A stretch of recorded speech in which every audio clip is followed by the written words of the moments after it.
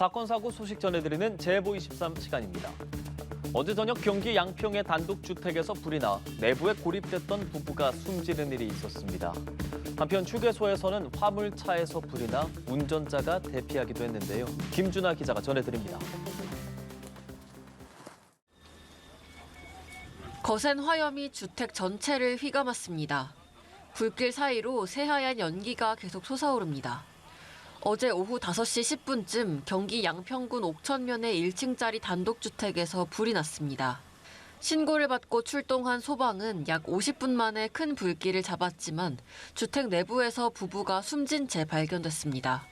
소방당국은 아버지가 불을 질렀다는 자녀의 신고를 토대로 방화로 인해 불이 난 것으로 보고 정확한 화재 발생 경위를 조사하고 있습니다. 주택 내부가 알아보기 힘들 만큼 검게 그을렸습니다. 어제 오후 6시쯤 경기 여주시 삼교동에 위치한 단독주택에서 큰 불이 나 30분 만에 꺼졌습니다.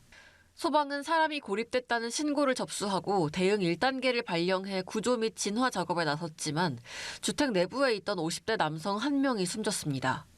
경찰과 소방당국은 화재 원인과 구체적인 재산 피해 규모를 조사하고 있습니다. 차량 화재도 잇따랐습니다. 어제 저녁 7시 30분쯤 경기 화성시 서해안고속도로 서울 방향 화성휴게소에서 14톤 화물차에 화재가 발생했습니다. 신고를 받고 출동한 소방은 약 1시간 만에 불길을 완전히 진압했습니다. 차량 내부의 운전자가 스스로 대피해 인명피해는 없었습니다. 소방당국은 정확한 화재 원인을 조사하고 있다고 밝혔습니다. 연합뉴스TV 김준하입니다. 어제 오후 4시 15분쯤엔 경기도 화성시 남양읍에 있는 한 비닐하우스에서 불이 났습니다. 불은 비닐하우스 4개 동 중에 2개 동을 태우고요. 약 1시간 40분 만에 완전히 꺼졌습니다. 이 불로 비닐하우스 안에 있던 60대 여성, 얼굴에 화상을 입었고요. 반려견 7마리는 폐사했습니다. 소방당국은 반려견의 난방을 위해 피운 연탄불에서 불이 시작된 걸로 보고 정확한 화재 원인을 조사하고 있습니다. 네, 어제 오후 6시 20분쯤에는 충북 고흥군 내북면의 한 양계장에서 불이 났습니다. 이 불로 다친 사람은 없었습니다만 축사 1,000제곱미터가 소실되고 10,000마리의 닭이 폐사했습니다.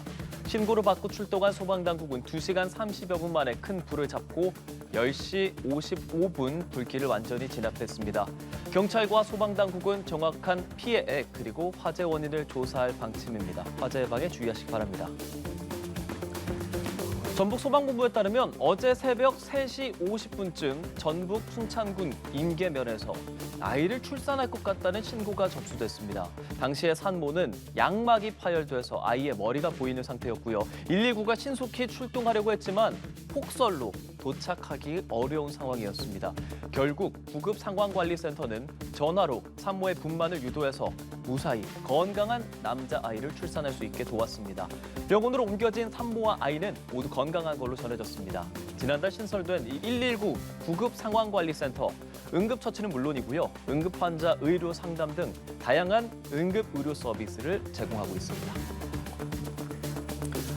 자, 고속도로 주행 중에 저혈당 쇼크로 의식이 흐릿해져가는 화물차 운전자가 경찰의 도움으로 무사히 구조되는 일도 있었습니다.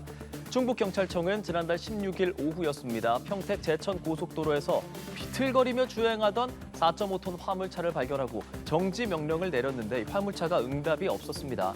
당시 화물차 운전자, 당뇨로 인한 저혈당 쇼크로 의식이 희미한 상태였는데요. 경찰은 화물차 조수석으로 뛰어올라서 문을 두드려 운전자를 깨우고요. 차량을 정지시켰습니다.